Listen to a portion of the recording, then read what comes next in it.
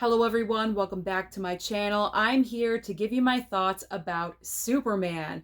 I finally watched the movie yesterday at the theater and I had about 24 hours to sit and think about it. I never want to rush a review, so now I finally have collected all of my thoughts, both positive and negative, about Superman. Now, before I go forward and talking about those thoughts, I do want to say really quickly that when it comes to Superman, I am personally not the biggest fan of Superman. It's not like I've read every single comic, I've watched every single Superman film of all time, the animated series. That is furthest from the truth. I am a very casual fan of Superman. Honestly, when it comes to DC, I prefer Batman. And so when it comes to Superman, I do have an open mind for all of these movies, but I'm just not a hardcore fan. I figure I would mention that it might come into play when it comes to my thoughts and opinions about this movie. And I also want to say that I am going to get into a little bit of spoiler talk because I kind of have to get into some details to really express my thoughts about some things that I just not was really a fan of. So just to caution you, just to warn you, spoiler talk will be in this review. Let's kick everything off with the positives. I always like to start off with positives. And yes, I did write down all of my notes. I would like to do more movie reviews in the future. So for me to do that, I have to make a list. I have to make some notes. So if I look down, that is the reason why I'm looking down. Okay, the first positive right off the bat, great casting. I love the casting choices for every single person in this movie. In particular, the main three, Superman, Lois, and of course, Lex Luthor. Rachel Brosnahan as Lois Lane, my favorite casting of the entire movie. She completely embodied the spirit and the character of Lois Lane. I mean, she looks like her 100%, but also the way she portrayed this character. In particular, there is a scene where literally the building that they're in is crashing down around them, and she's at a whiteboard or something, and she's putting, things together, and she's cross-referencing, and it's so Lois Lane. And I love that moment. It just really showed how dedicated she is to her career. She does not care if there is something catastrophic happening around her. She's going to get to that story, and she's going to get to the root of that story. And so she was my favorite by far. Probably a little bit weird that I'm saying that because it is a Superman movie, and so you would think that David Cornsweet would be my favorite casting choice, but I also enjoyed him as well. But I can't help but love Rachel as Lois Lane. She was absolutely my favorite. In fact, I wish there were more scenes with Rachel Brosnahan. She did have a couple scenes I wasn't expecting to see her in, which I was happy about that. I just liked her so much, I wanted to see her a little bit more because there is a piece in the third act where we kind of lose her for a little bit. Now, with David Cornsweet as our brand new Superman, I thought James Gunn did a fantastic casting choice here.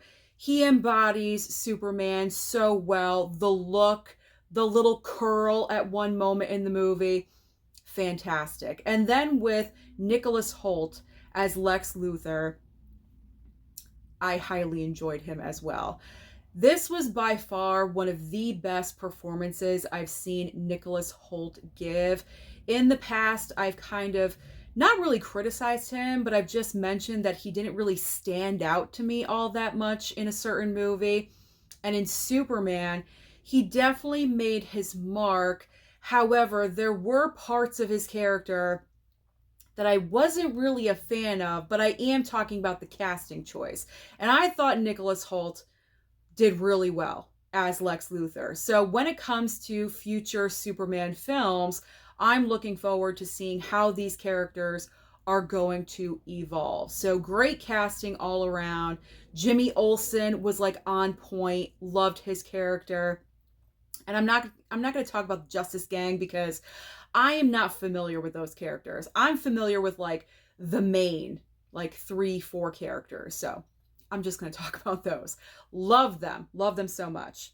I love the fact that this Superman was not an origin story, because I feel like that is like the go-to formula when you kick off a brand new franchise. You got to start back at the basics. We already know the origin story for Superman. We have Krypton, we have the parents, the planet is getting destroyed. They put Superman, or Kal-El, right? Kal-El. See, I told you I'm not a big fan. I can't even get the name right. They put the baby in the pod. The pod lands on Earth on a farm in Smallville, Ma Pa Kent. Like, we know all of that already. I so love how this movie just picked up, like, right in the middle of, say, a comic book or a timeline, and all of these relationships and these situations that are happening in this movie are just happening. Like, there is no huge introduction to these characters. I love how we did not have, Clark Kent in high school in Smallville, and we're not exploring that at all. We don't need to. So I like how James Gunn just went like 3 years in to Clark Kent being Superman. He's already in a relationship with Lois Lane. They've been dating for a few months, and the rivalry, I guess, between Superman and Lex Luthor is already established. So everything is already happening. So I thought that was a great way to kick everything off. The action sequences. I thought the action sequences were very entertaining. There was plenty of them in the movie. It wasn't too much, and it wasn't too little. I guess.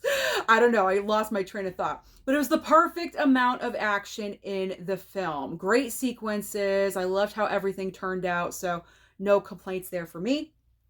The CGI. I thought the CGI in the movie was solid, because sometimes, with CGI, especially in superhero movies, it can get a little wonky here and there. But I mean, the problem, which I will get to in the negatives, but I'm just going to mention it really quickly here, is that one of the problems with this movie is that it's moving so lightning fast, you really don't have time to see, does that look good or does that look bad? Like, this movie is on. It's like on 100 as soon as it starts. It's so fast paced. So you really don't have time to really nitpick about the CGI. But overall, I thought the CGI was solid. There was really nothing that stood out to me where I was like, oh, that looks horrendous. Like, what was James Gunn thinking? That never happened. And I'm going to end my positives with a moment that I had in the theater that I did not expect. I had an emotional moment where I did not cry, but a tear formed. Okay, a tear formed right here in the corner of my eye. And it was the moment where the war is starting to kick up between these two countries and all of these kids, and everyone is hoping that Superman is going to fly overhead and save the day. They are all hoping, they're all wishing that he is going to be there to stop this. And then comes a point they realize that it's not going to happen, except for one kid. One kid raises this handmade flag with the Superman symbol on the flag. That was the one moment that really got me in this movie, because the music swelled. And in that moment, that was a moment of perfection in this film from James Gunn, because that was the moment that truly symbolized, at least to me, what Superman is all about: hope. I love that moment. It is my favorite moment of the entire film. So when I do rewatch this movie, I'm going to prepare myself for that moment. I might grab some Kleenex and sit it next to me. I don't know, but I just really love that moment because it was so unexpected. I was not expecting to tear up at this version of Superman. So that was a great moment for me to have in the theater. Now let's get into the negative parts of this movie. So overall, we're doing pretty well, but there are negative aspects about this movie. And the first three negatives that I have written down here kind of go hand in hand with each other. So I have too much going on, too fast, with too many characters. As I mentioned just now, you don't have time to breathe with this movie. As soon as the film starts, you are at level 100 and it seems like it just does not stop. There are a few select moments here and there where, in particular with Clark and Lois, when they have little moments together, that's kind of when the film can breathe just a little bit.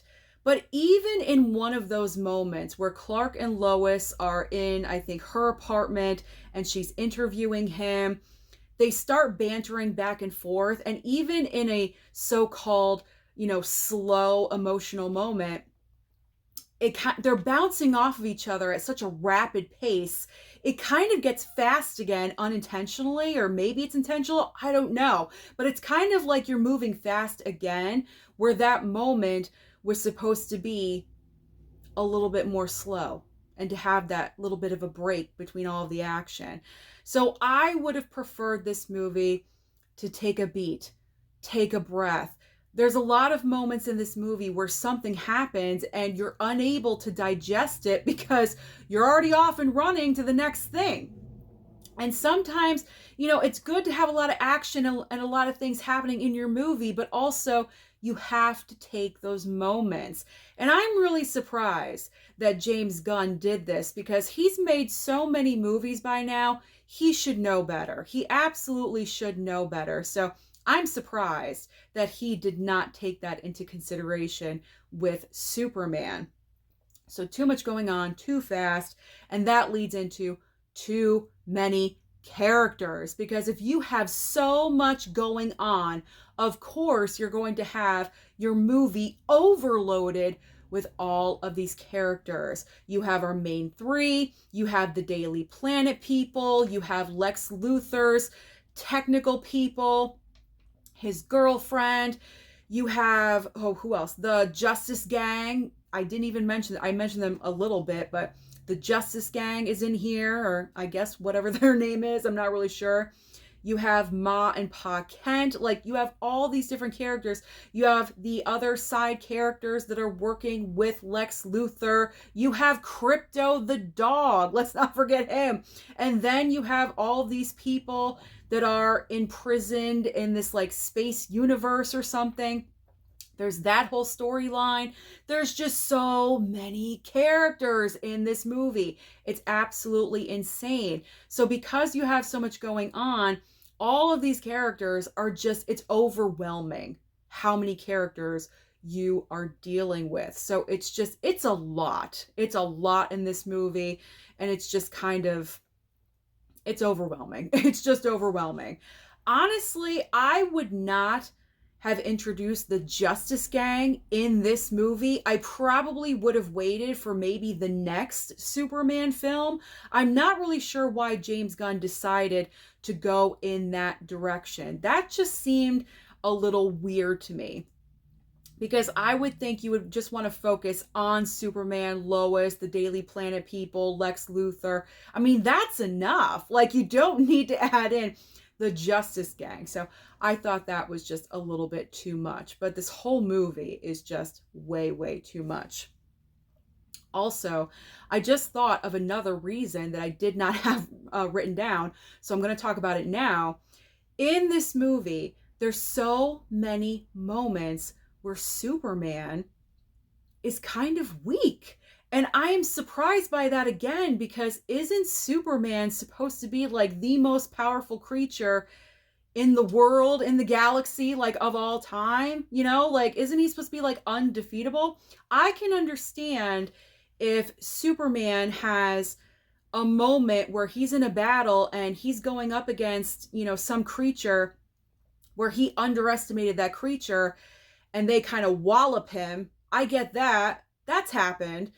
But then, he saves the day. You know, like he figures out something to do and he saves the day. It just seems like in this movie in particular, there were at least 3 different moments where someone saved Superman. And I was like, why are we undercutting Superman in his own film? It just seemed weird to me. There was a moment the Justice Gang saved him. There was a moment that Crypto, the dog, saved him. I think there was another different moment as well. So that didn't really sit right with me because Superman is supposed to be an all-powerful being. That's why he's Superman. He has so many different qualities about him that he can use to save the world, save the planet, whatever it is. And so for him to look weak in his own movie, the first movie, I'm not really sure why James Gunn made that choice. That was a little bit confusing to me. All right, getting back to my list. I'm happy I remembered that because that was a biggie negative. I don't know why I forgot that, but that really kind of bothered me. All right, the soundtrack in this movie. Now, the soundtrack, why would the soundtrack be a negative? I'm not talking about the score. The score is different. The classic, iconic Superman score that they kind of tweaked with just a little bit to make it their own. Nothing wrong with that. The score is absolutely fine. What I have a problem with is that the soundtrack, the actual songs that were played during this movie heavily reminded me of Guardians of the Galaxy. As we know, Guardians of the Galaxy heavily defined all 3 movies by their soundtracks, and that is what James Gunn is into. I get it, I understand it, that's your thing, that's your vibe, but I do not think you should carry that over to Superman or anything in the future with DC. That was a Guardians thing. That was a Marvel thing. This is DC. This is completely different.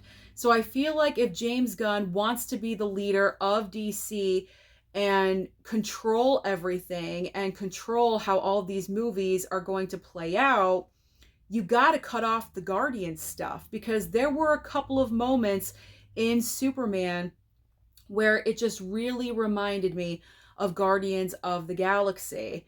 The soundtrack, the music, and then also the humor.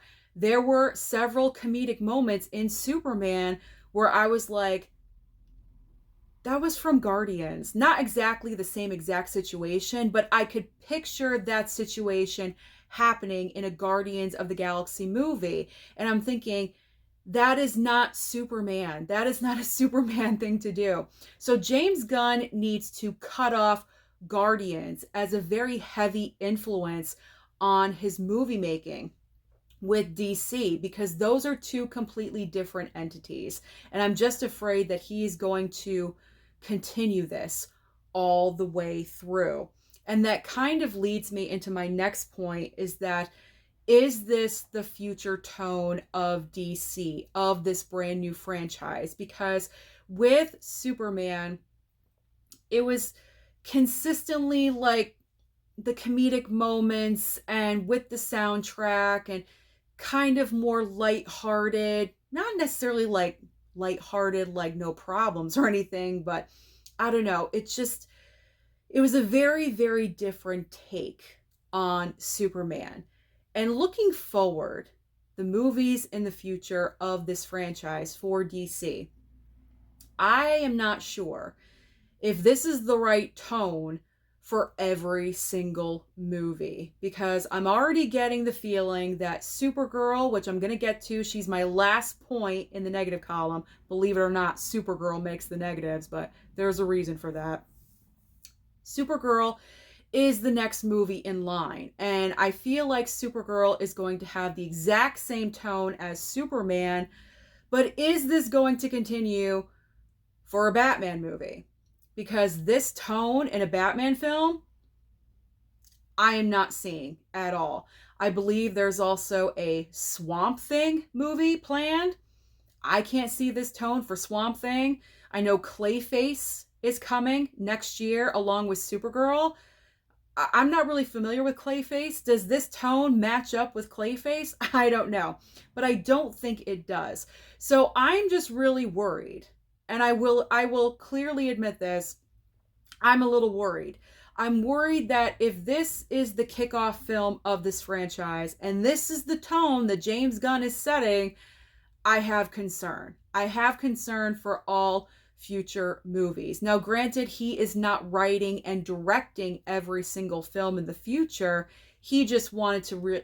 Superman was like a personal project for him. I completely understand that. But as head of DC, he has the final say about how things go. So I'm worried. I'm just a little bit worried. Am I worried? Just a little bit. All right, let's talk about my final negative of this film. Believe it or not, yeah, Supergirl. Supergirl is a negative for me. So, spoilery. I know I've spoiled a little bit of things, but this is going to be like, I guess, a major spoiler. I don't know. At the end of the movie, Supergirl shows up to collect Crypto because Crypto is her dog. I did not know that because, like I said, I don't read the comics, so I didn't even know Crypto existed. So all of this is new to me. So Supergirl shows up to collect the dog Crypto. How does she show up? Sloppy drunk. I kid you not. She shows up sloppy drunk. Superman even says to one of the robots that she has to fly around to different planets so that way she actually can get drunk, because with a regular yellow sun, she can't get drunk. So she has to go to different planets that had different colored suns, apparently, so she can actually feel the effects of alcohol. Really? This is our introduction to Supergirl. This is our next movie in June from DC. Can you see why I am a little bit nervous about things? I did not really care for that it was a little scene. It was like 3 or 4 minutes long at the very end. I did not care for that at all because to me, this is kind of like on the same level of meeting your boyfriend's parents and you're showing up sloppy drunk. Like, it's not a good impression to make. And so because I am not familiar with the character of Supergirl at all, this is kind of making me wonder, well, is she going to be sloppy drunk in her movie the entire 2-hour runtime? I don't know. I have no clue. So I'm just wondering, like, is this really establishing her character? Is she like this all the time? I honestly have no idea. I am getting that impression though, because just today on social media, apparently a poster was revealed for Supergirl, and it's kind of looking like that's what she is. She's just a sloppy drunk through and through. So I'm just a little disappointed that James Gunn is choosing to show off a character that's supposed to be a superhero in this way. Now, I'm not saying that superheroes can't have issues and problems because, hey, I was going to say we all do. I'm not a superhero. Hey, they all do. They all have issues and problems. But I don't know. I feel like with Supergirl, this character has the potential to be maybe a character that young girls could possibly look up to. And I don't know if that's the kind of image parents want their kids looking up to. You know what I'm saying? Like, I just don't really, I'm not vibing with the whole sloppy drunk thing for Supergirl. So that one was a huge negative for me. But overall, I enjoyed Superman for what it was, and I gave it a 3.5 star on my Letterboxd. It has room for improvement. I will say that. When I watch this movie again, it possibly could go up to a 4 star. I don't know. But right now, I'm comfortable rating Superman a 3.5 star out of 5. That is what I gave it on my Letterboxd, and that's where it's going to stay for now until I watch it again. So those are all my overall thoughts about Superman. Comment down below and let me know your thoughts and opinions about this movie. Did you love it? Did you hate it? Why? What are your reasons? And I loved Crypto as well. I'm an animal lover. So, of course, I loved Crypto. I thought he was cute. He was a little bit, hyper. A little bit hyper, but if he's actually Supergirl's dog, that explains everything. Comment down below and let me know your thoughts about this movie. Don't forget to like and subscribe before you leave, and I'll see you next time.